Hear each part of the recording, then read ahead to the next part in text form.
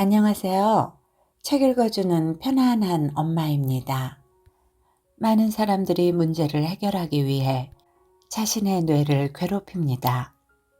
우리는 사고 과정과 인지의 도움으로 답을 생각해낸다고 믿죠.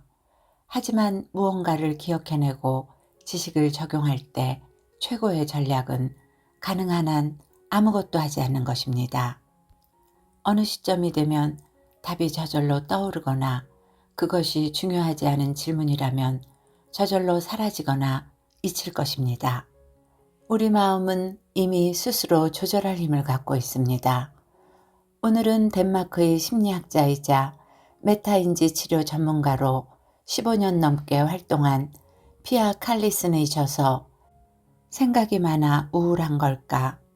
우울해서 생각이 많은 걸까?를 소개해 드릴까 합니다. 이현주님이 옮기고 필름 출판사에서 펴냈습니다. 메타인지란 자기 수준을 판단하여, 즉 자신이 인지하는 것 안에서 스스로 문제점을 파악하고 해결하는 것을 의미합니다. 저자는 영국 맨체스터 대학교에서 박사학위를 취득하고 현재 덴마크에서 상담센터를 운영하며 스트레스, 불안, 우울증을 전문으로 하고 있습니다. 이 책은 메타인지 치료를 다룬 최고의 지침서로 꼽히며 세계 각국에서 다양한 언어로 출간되어 베스트셀러에 등극했습니다. 생각에 갇혀 아무것도 할 수 없는 날, 머릿속을 빠져나오는 가장 좋은 방법. 무릎에 난 상처를 계속 건드리지 않으면 낫는 것처럼 마음도 마찬가지입니다. 시작하는 글. 수십 년 동안 저명한 심리치료사들은 우울증을 뇌의 생물학적 질병으로 보고 우울증의 증상이 주로 신경전달 물질인 세로토닌의 결핍 때문에 발생한다고 확고히 믿어왔다. 그래서 지금까지 많은 치료사들이 우울 증상을 보이는 환자들에게 가장 먼저 정신안정제라고 부르는 약물을 처방했다. 대화치료에 능통한 심리학자나 심리치료사에게 상담을 받아보길 권유하기도 한다. 이런 상담의 목적은 대부분 환자가 가진 문제나 트라우마를 알아차리고 그것을 이해하면서 부정적인 생각을 더 긍정적이고 현실적인 생각으로 바꾸는 것이다. 하지만 획기적이고 새로운 연구를 통해 우울증은 대체로 개인이 통제할 수 있는 질환이라는 사실이 밝혀졌다. 내가 맨체스터 대학교 박사학위를 위해 2016년 말에 완료한 연구를 포함한 여러 연구 결과에 따르면 우울증은 우리가 부정적인 생각이나 감정을 부적절한 방식으로 처리할 때 발생하기 때문에 부정적인 생각과 감정을 더 적절한 방식으로 다루는 방법을 배운다면 우울감이나 우울증의 위험을 줄일 수 있다. 나는 이 책에서 우울증을 우리가 통제할 수도 영향력을 발휘할 수도 없는 문제로 여기던 오래된 해석과는 다른 방향을 제시한다. 또한 1년 내내 받아야 하는 상담 치료와 약물 치료 같은 오래된 치료 방식 대신에 최근에 등장한 메타인지 치료라고 부르는 아주 효과적인 치료법을 소개한다. 영국의 심리학자이자 맨체스터 대학교 교수인 에이드리안 웰스는 25년간 왜 우리 중 일부의 사람들만 우울증을 포함한 정신질환을 앓게 되는지 연구한 끝에 메타인지 치료법을 개발했다. 웰스가 소개한 이 치료법에서 그는 우리를 우울하게 하는 것은 고통이나 사고, 슬픈 감정, 부정적인 생각이 아니라고 밝혔다. 오히려 우리를 우울하게 만드는 것은 각자가 생각을 다루는 방식이다. 매일 몇 시간씩 똑같은 생각을 한다면 생각을 있는 그대로 관찰하고 흘려보낼 때보다 우울증이 발생할 확률이 높아진다. 웰스는 왜 어떤 사람들은 다른 사람들보다 더 자주 반추하는지에 대한, 다시 말해 어떤 일을 되풀이하여 음미하거나 생각하는지에 대한 근본적 이유 세 가지를 발견했다. 첫째, 그들은 똑같은 생각을 곱씹고 있다는 사실을 인지하지 못한다. 둘째, 그들은 이렇게 생각을 되풀이하는 습관을 스스로 통제할 수 없다고 믿는다.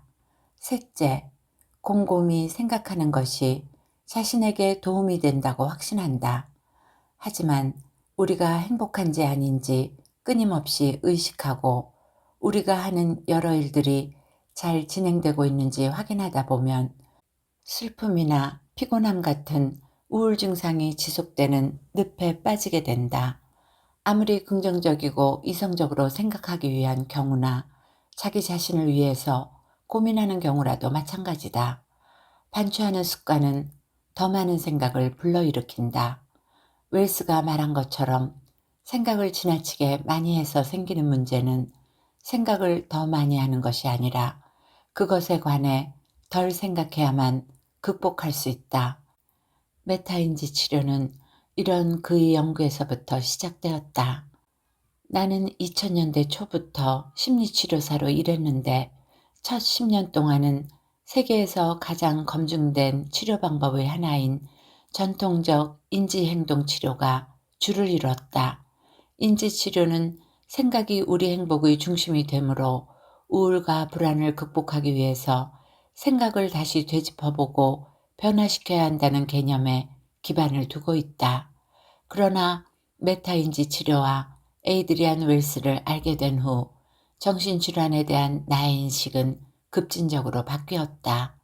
메타인지 치료를 받은 수백 명의 내담자의 사례 연구를 살펴보니 지난 10년간 믿어온 것과 다르게 정신질환의 원인은 유전자나 환경, 부정적인 생각이 아닌 게 분명했다.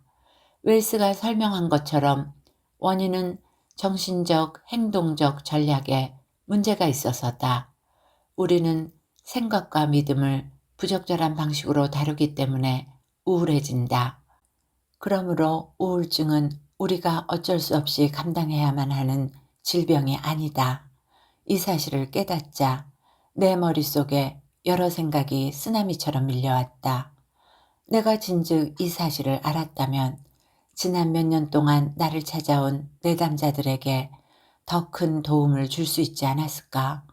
많은 내담자들이 인지 치료로도 효과를 얻었지만 이제 메타인지 치료법을 활용하면 치료 기간을 단축할 뿐만 아니라 치료 효과도 상당히 증가시킬 수 있게 되었다. 웰스 박사와 메타인지 치료에 대해 알게 되고 얼마 지나지 않아 나는 개인적으로 치료의 도움을 받게 되었다. 나와 남편이 어린 아들을 막 낳았을 때 의사들은 아들 루이가 간질 발작을 일으키는 드문 유전적 결함을 갖고 태어났다는 좋지 않은 소식을 전했다. 발작 문제를 해결하지 못하면 아들의 뇌가 손상될 수 있는 상황이었다. 나는 이 소식을 듣자마자 가슴이 철렁 내려앉고 슬픔에 잠겼으며 온갖 생각이 꼬리에 꼬리를 물고 머릿속을 떠나지 않았다. 루이는 어떻게 되는 걸까? 만약 루이가 심각한 뇌손상을 입는다면 나와 남편은 앞으로 어떻게 해야 할까? 우리의 모든 꿈과 희망은? 나는 아들의 유전적 결함에 대한 내용이라면 하나라도 놓치고 싶지 않았으므로 의사들에게 물어보는 것뿐만 아니라 직접 조사를 하고 싶은 마음이 굴뚝 같았다. 나는 슈퍼맘이자 문제 해결사, 이 분야의 전문가가 되고 싶었다. 하지만 메타인지 치료에 대해 알게 된 덕분에 나는 이런저런 생각에 너무 깊이 빠지지 않을 수 있었다. 해결책을 찾고 루이를 치료하는데 모든 힘을 쏟는 건 내가 아니라 의사들의 몫이었다. 나는 우울한 상태가 되도록 내버려두지 않기로 했다. 루이를 지켜주는 엄마이자 남편에게 버팀목이 되어주는 아내가 되기로 결심했다. 나는 하루 종일 떠오르는 수많은 생각과 질문을 내버려두기로 했다. 깊은 사색에 빠지고 반추할 수 있는 시간을 오후 5시부터 6시까지로 정해놓았다.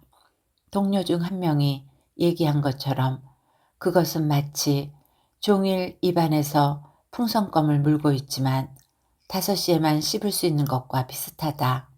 물론 쉬운 일은 아니다. 생각을 잠시 덮어두고 삶의 다른 관심사로 주의를 옮기려는 의지와 인내심, 자각심이 있어야 한다. 그러나 나는 이 기회를 통해 메타인지 치료가 얼마나 효과적인지 직접 경험했고 나와 남편, 아들은 아무도 다치지 않고 이 위기를 극복했다. 이 책을 읽는 독자들에게 바라는 점이 있다면 내가 그랬던 것처럼 우울증을 발생시키거나 지속되게 하는 버릇을 통제할 수 있다는 걸 깨닫는 것이다.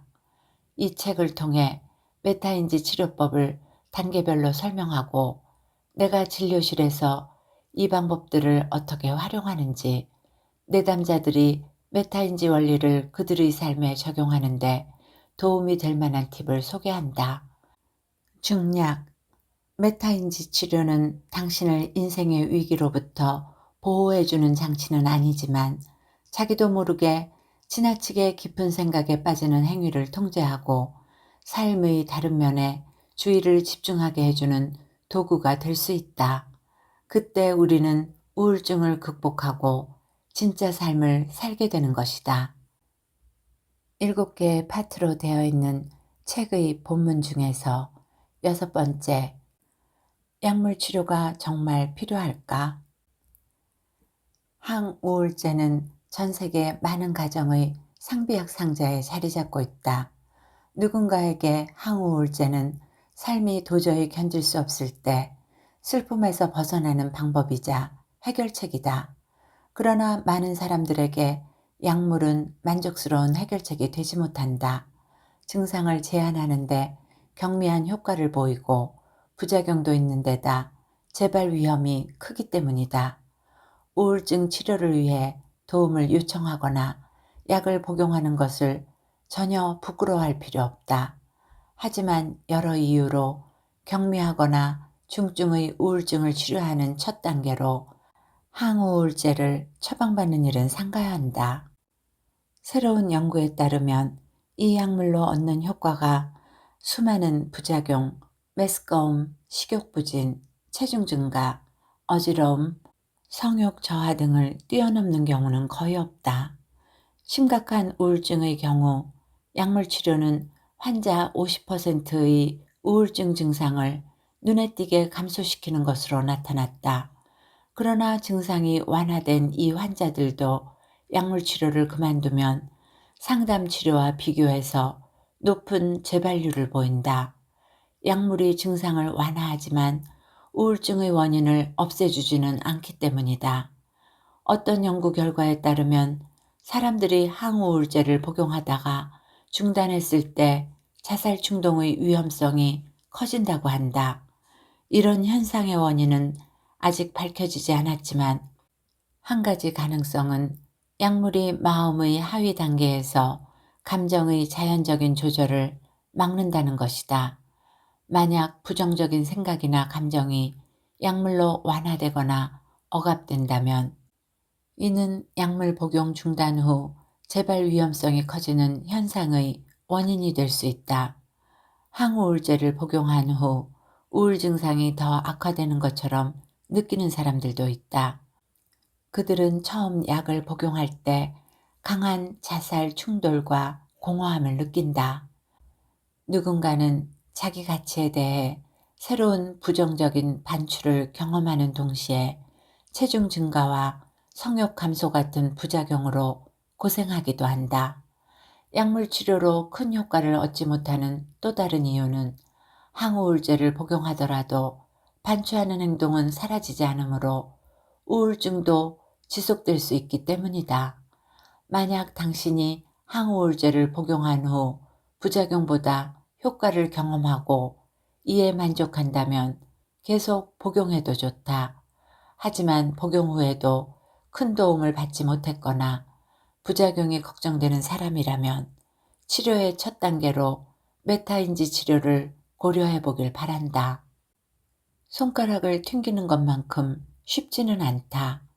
약물 치료로 큰 도움을 받고 있는 사람들이 많기 때문에 당신의 뇌는 정말 약물 치료가 필요할까? 라는 질문은 부적절하다고 말하는 사람도 있을 것이다. 나는 누구나 쉽게 약을 창밖으로 던져버릴 수 있다거나 반드시 그래야 한다는 의미가 아니다. 약을 갑자기 중단하면 위험한 신체적 부작용이 나타날 뿐만 아니라 곧바로 우울증 증상들을 경험할 수 있다. 만약 항우울제 복용을 중단하고 싶다면 우울증 증상이 다시 나타날 때 즉시 도움과 지원을 받을 수 있도록 의료진의 지도 아래에 진행되어야 한다. 내 목표는 약물 치료로 효과를 보고 있는 누군가를 꿰어내려는 게 아니라 메타인지 치료처럼 효과적인 심리 치료에 도움을 받는다면 약물 없이도 잘 살 수 있음을 사람들에게 알려주는 것이다. 메타인지 치료를 통해 약물의 의존도를 낮추고 궁극적으로 항우울제 복용을 완전히 중단할 수 있게 도와주는 전략들을 배울 수 있다. 약물을 복용하는 사람이라면 당신에게 처방된 약을 갑자기 중단하면 절대 안 된다는 사실을 다시 한번 강조한다. 의사와의 상담 없이 복용을 중단하면 우울증이 재발하거나 심각한 부작용을 겪을 수 있다. 만약 약을 중단하고 싶다면 의사와 복용을 중단하는 가장 적합한 방법을 상의해 보기를 바란다. 당신의 우울증은 세로토닌 부족 때문일까? 우울증을 세로토닌 결핍으로 인한 뇌의 화학적 불균형으로 이해하는 사람이 많아지면서 뇌의 세로토닌 수치를 높이는 약물로 우울증을 치료해야 한다고 믿는 사람도 많아졌다. 나는 이런 믿음이 위험하다고 생각한다. 우울증이 통제할 수 없는 뇌질환이라는 인식 때문에 사람들은 우울증에서 벗어나지 못하며 올바른 전략을 선택하면 얼마든지 스스로 통제할 수 있다는 사실을 깨닫지 못한다. 우울증을 앓는 사람들의 세로토닌 수치가 낮은 경향을 보이는 건 사실이다. 그러나 낮은 세로토닌 수치와 우울증이 공존할 뿐이지 우울증이 세로토닌 결핍 때문에 일어난다고 결론 지을 수는 없다. 웰스와 동료들이 진행한 연구가 보여주듯이 우울증은 부적절한 메타인지 및 사고 전략과 연관이 있다. 우리는 생각을 억누르고 반추하고 기분을 점검하고 자신을 위안하며 불편한 상황을 회피하려 한다. 그래서 대부분의 사람들에게 가장 효과적인 치료 방법은 생각을 덜하는 것이다. 나는 우울증 때문에 뇌가 눈에 띄게 변했다고 혹은 우울증으로 뇌가 손상되었다고 믿거나 말하는 사람들을 만난다.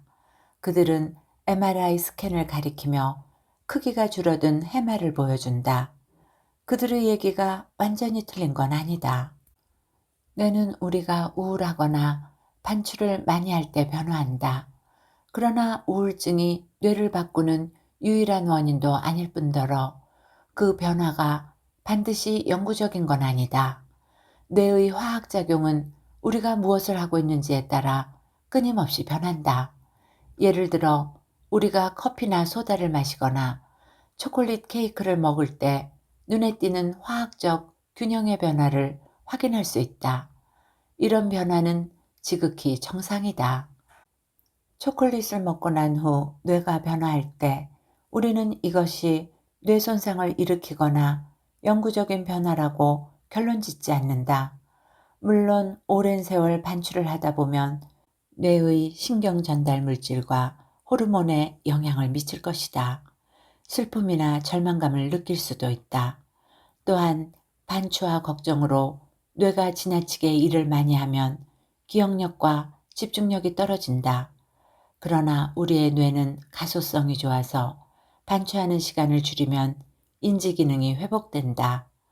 지금까지 우울증과 뇌의 세로토닌 결핍 사이에 직접적인 인과관계를 보여주는 연구 결과는 없었지만 우울증과 반추와의 연관성은 입주되었다. 여러 실험 결과에 따르면 짧은 시간이라도 반추하거나 부정적인 생각에 대해 걱정한 피실험자들은 우울증의 증상을 경험했다. 우울적 반추라는 책에서 파파 조르지우와 웰스는 실패와 우울한 기분을 떠올리며 자기가 중심이 되는 반추를 한 실험자들의 우울 증상이 상당히 증가하는 것을 보여준 실험을 소개했다. 그 실험은 우울증을 앓는 사람들과 그렇지 않은 사람들을 대상으로 실시되었다. 대체로 우울증이 뇌의 화학적 결핍보다는 반추와 같은 부적절한 전략으로 인해 발생한다는 증거가 훨씬 많다. 상이한 우울증의 정도. 지속적인 효과를 위해서는 효과적인 심리치료의 역할이 중요하다는 것을 알고 나면 많은 의사들이 여전히 우울증을 치료하는 첫 단계로 항우울제 처방을 선호한다는 사실이 역설적으로 느껴진다. 물론 의사들은 환자들을 도우려는 신념을 갖고 약을 처방하는 것이다. 그러나 날마다 이렇게 많은 처방전이 나온다는 사실이 우울증이라는 질병에는 심리치료보다 약물치료가 더 저렴하고 효과적이라는 일반적인 관념을 강화시킨다.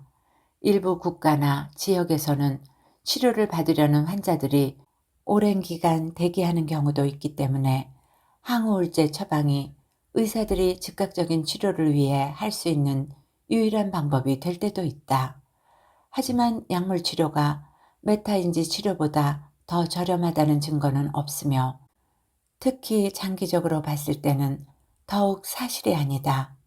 장기적으로 우울증에서 벗어나는 효과적인 방법은 인생에서 맞닥뜨리는 내적, 외적 어려움에 대처할 수 있는 전략을 배우는 것이다.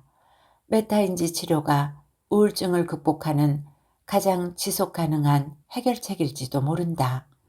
웰스 박사와 함께 진행한 연구뿐만 아니라 다수의 연구 결과에 따르면 사람들은 일반적으로 6에서 12회의 메타인지 치료 후에 우울증에서 회복한다. 이 결과는 더 심각한 우울증을 앓는 경우에도 마찬가지였다. 약물 치료와 달리 메타인지 치료는 부작용이 없으며 다른 치료법들처럼 효과를 보기까지 몇 달 혹은 몇 년이 걸리지도 않는다. 나는 가끔 메타인지 치료를 받고 우울증을 극복한 후에도 약물을 계속 복용하는 내담자들을 만난다. 그들은 약물 때문에 내가 괜찮아진 거라면 어떡하지? 약물 없이 살 수 없으면 어떡하지? 라고 생각하며 불안해하기 때문이다. 이런 마음은 충분히 이해한다. 그래서 그들이 반추하는 습관과 일상생활을 완전히 통제할 수 있게 되고 의사와 약물의 복용량을 서서히 줄이는 계획을 세운 후에 약물 복용을 중단해야 한다는 것을 다시 한번 강조한다. 그러나 마냥 메타인지 치료에 대해 배운 후 우울감을 느끼지 않는데도 약물을 너무 오래 복용하면 자제력이 약해질 수 있다. 그것은 오래전에 자전거 타는 법을 터득했음에도 계속 보조바퀴를 달고 자전거를 타는 것과 같다. 보조바퀴 떼어내기. 일반적으로 우울증은 인지기능 중 특히 집중력과 기억력을 떨어뜨린다. 실제로 많은 우울증에 걸린 사람들이 약속이나 생일, 일상 업무 등을 잊어버린다. 집중력과 기억력 저하는 인지주의 증후군의 아주 흔한 결과로 사람들에게 좌절감을 안겨준다. 우리가 즐겨보던 프로그램이나 읽고 있던 소설에 갑자기 집중할 수 없게 된다. 그래서 자전거를 탈 때 보조바퀴를 부착하는 것과 같은 전략으로 우리가 기억해야 할 모든 정보를 매일 기록해두고 싶어진다. 그러나 이런 기록들이 우리의 기억력에 문제가 있음을 증명하는 존재이기 때문에 스트레스를 키우고 결국은 우리에게 해로운 역할을 한다. 인지 문제는 보통 생각을 너무 많이 함으로써 발생하는 결과다. 머리를 항상 사용하고 있다면 뇌는 최적으로 기능하지 않을 것이다. 축구 선수가 밤낮으로 공을 차면서 회복할 시간을 주지 않는 것과 같다. 거리를 두는 마음 챙김을 실천하며 생각으로부터 잠시 휴식을 하는 것이 우리 뇌가 잘 기능하도록 하는 방법이다. 내 경험에 따르면 반추하는 시간을 줄일 때 뇌의 성능과 집중력, 기억력 등이 서서히 회복된다. 육체와 마음과 마찬가지로 기억력도 스스로 치유하는 힘이 있다. 병가는 우울증을 더 지속시킬 수 있다. 우리 사회는 우울증을 앓는 사람들에게 우울증을 극복하기 위해 직장에서 병가를 내고 재충전의 시간을 가지라고 충고한다. 나는 의료 전문가에게 최대한 일을 하지 않고 휴식과 안정을 취해야 한다는 조언을 들었다고 하는 내담자들을 자주 만난다. 그들에게 이 방법이 도움이 되었는지 물어보면 대부분은 그렇지 않다고 답한다. 누군가에게 휴가는 평온과 안정을 준다. 그러나 이것은 외부 자극으로부터 단절이 필요한 심각한 우울증을 앓는 사람들에게만 해당한다. 때로는 바쁜 직장에서보다 거실 소파에 가만히 앉아 쉴 때 생각을 덜하게 된다. 따라서 병가를 내는 것이 단기적으로는 도움이 될 수도 있지만 증상을 유발하는 원동력인 기제를 바꿔주지 않기 때문에 우울증에 대한 근본적인 해결책은 될 수 없다. 병가는 우리를 일시적으로 보호해 줄 수 있지만 직장에서 살아남는 방법을 터득하는데 도움이 되지 않으며 삶에 대한 통제력을 잃게 만들 수도 있다. 어떤 내담자들이 병가를 낸 후 우울증이 더 악화되는 또 다른 이유는 반추할, 생각에 되새김질할 시간이 더 많아지기 때문이다. 소파에 멍하니 앉아있는 것 말고 달리 할 일이 없다면 우울증에 더 깊이 빠져들 위험이 있다. 그들은 무언가를 시작하고 그들이 가진 문제가 아닌 다른 곳으로 생각을 돌릴 때 기분이 한결 나아졌다고 얘기한다.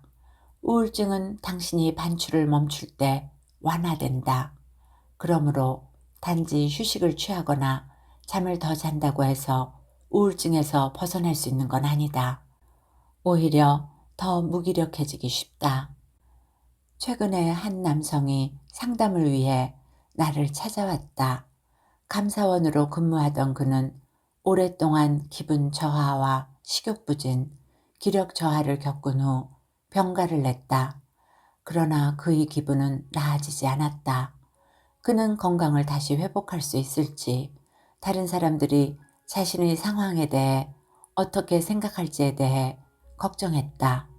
또한 휴직한 이유에 대한 질문을 받을까 두려워 모임에도 잘 참석하지 않았다. 반추하며 사람들을 회피하는 기간이 길어질수록 그의 증상은 점점 악화되었고 이후로도 나아질 기미가 보이지 않았다. 그러나 메타인지 치료를 시작하고 그는 집에서, 사회적 상황에서, 직장에서 인지주의 증후군 반응을 줄일 수 있다는 걸 깨달으면서 좋은 기운과 적극적인 태도를 되찾았다. 이제 그는 우울증 증상을 유발한 과거의 전략을 완전히 통제할 수 있음을 안다. 우리가 같은 생각을 되새김질하면서 감정을 더 키우지만 않는다면 우리의 마음도 저절로 치유된다.